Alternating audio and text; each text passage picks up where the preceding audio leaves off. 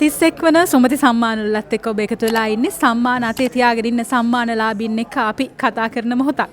ඔබේ සම්පූර්ණ නම පාසල එහෙම අහන්නද? මම ලංකාවේ ජනාධිපතිවරුන් විතර ගොඩක් දෙනෙක් අහලා තියෙනවා. තාම මගෙන් නම් කවුරුත් වෙන ඔයා තමයි මුලින්ම ඇහුවේ. ඒකත් මෙච්චර නම දැනගෙන මම මේ මගේ ශේෂ්ත්‍රයේ ජේෂ්ඨයෙන් එහෙම හපුවම නෑ එහෙම හරියන්නේ නෑ. ලහිරු මුදල ගියා ඇවිල්ලා ඉන්නවා. සම්මානයක් අතේ තියෙන අයියා අපි සම්මාන ගැන කියමු.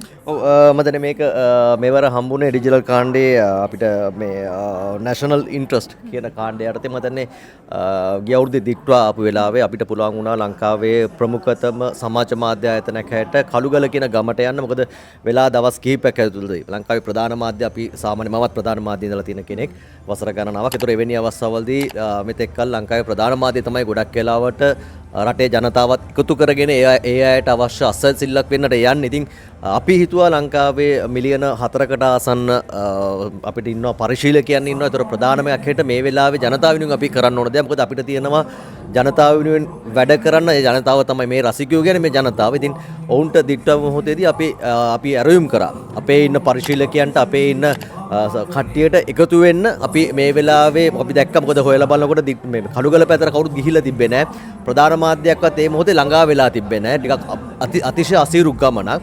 ඉතින් මම මේ වෙලාවේදී අපි කරපු ඇරයුම අපි නරඹන හරි ටීවී නරඹන නැත්නම් ලහිරු මුදලිගේව නරඹන බොහෝ දෙනෙක් එකතු වුණා. ඉතින් අපිට මිලියන ගණනක බඩු අරගෙන ලොරි ගණනාවක් එක්ක කළුගල කියන ගමට ගිහිල්ලා අපි දවස් දෙකක් ළඟා වෙනට බොහොම සීරු තැන් වලට ගිහිල්ලා ඔවුන්ට අවශ්‍ය බඩු අතටම ලබා දුන්නා. ඒ පාසල් වලට ගියා. මම හිතන්නේ ඒ වෙනුවෙන් තමයි මේ ඇගයීම හම්බුනේ.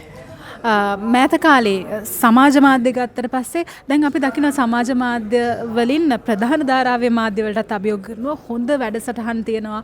වැඩසටහන් වල ප්‍රමිතිය ඉතා ඉහළයි. ඉතින් මේ ප්‍රමිතිය ගැන මේ සමාජ මාධ්‍ය නව නැග්ම ගැන මොකද කියන්න තියෙන්නේ අයියේ?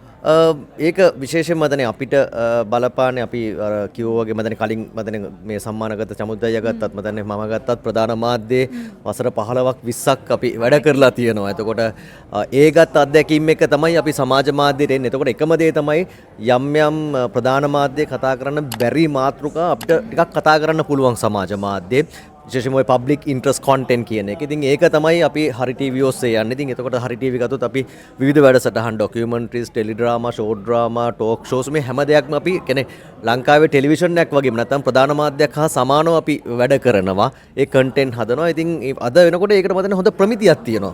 ගොඩක් වෙලාවට අපි ප්‍රධාන මාධ්‍ය උනත් බලන්නේ අද ජංගම දුරකථනයේ. මැච් එකක් බැලුවත්, නිවුස් එකක් බැලුවත්, රටේ මොකක් හරි ඒ මොහොතේ දෙන සුවිශේෂ දෙයක් බැලුවත්. එතකොට අපි ඒකට හරියන්න කන්ටෙන්ට් අපි හරි ටීවී ඔස්සේ නිෂ්පාදනය කරලා තියෙනවා. ක්‍රොස් ප්ලැට්ෆෝම්ස් හැම එකකම ඉන්නවා. ඉතින් ප්‍රමිතියක් නැතුනොත් අද තරම් කරන්න බෑ. එතකොට අපිට කියන්නේ මේ අපිට මයික් එකක් තියාගෙන නැත්නම් පොඩ්කාස්ට් මයික් එකක් තියාගෙන කන්ටෙන්ට් එකක් හදුවා කියලා මිනිස්සු බලන්නේ නැහැ. ඒකට ප්‍රමිතියක් ඕනේ. කතා කරන දේ මිනිස්සු බලනවා. මම ඒකත් එක හොඳ තරඟයක් දෙන්න අපිට පුළුවන් වුණා. සහ අපි විතරක් නෙමෙයි. අදනකොට මේ ස්ටෑන්ඩඩ් එක මේන්ටේන් කරන ගොඩක් දෙනෙක් ඉන්නවා. ඒ නිසා ඒ පාරේ යනවා.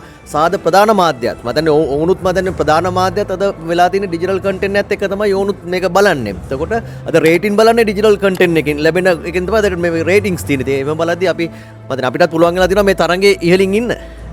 බොහොම ස්තුතියි. සුබ ප්‍රාර්ථනා කරනවා ලහිරුයි. බොහොම ස්තුතියි.